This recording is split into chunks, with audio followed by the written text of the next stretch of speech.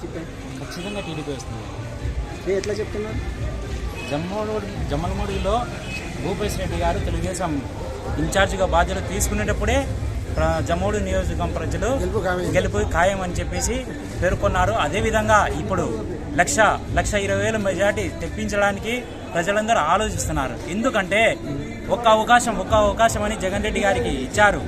కానీ వాళ్ళ నాన్న పరిపాలన ఏ విధంగా చేశాడో అదే విధంగా చేస్తాడని అనుకున్నారు ప్రజలు. కానీ ఈయన మాత్రం చేసిందంటూ ఏమీ లేదు. అభివృద్ధి శూన్యం.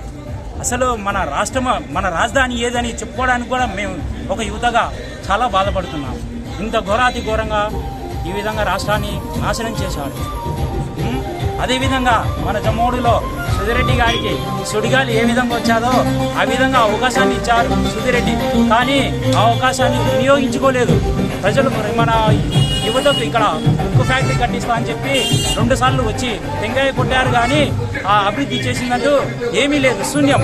అదేవిధంగా ఎప్పుడో 15 సంవత్సరాల క్రితం ఈ వేసిన రోడ్లు మాత్రమే ఉన్నాయి.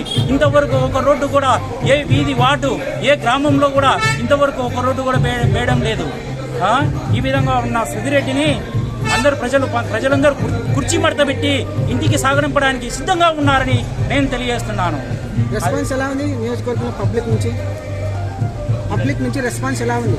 పబ్లిక్ నుంచి రెస్పాన్స్ అయితే మాత్రం చాలా సూపర్గా. భూపేశ్ రెడ్డి గారికి చాలా అసలు ఏదైనా ప్రజలు కష్టాల్లో ఉన్నారంటే పదవిలో లేకపోయినా సరే అందరికీ ముందుండి నడిపించడానికి సిద్ధంగా ఉన్నాడు. ఇటువంటి నాయకుడే మన జమ్మోడుకు కూడా కావాలని కోరుకుంటున్నారు.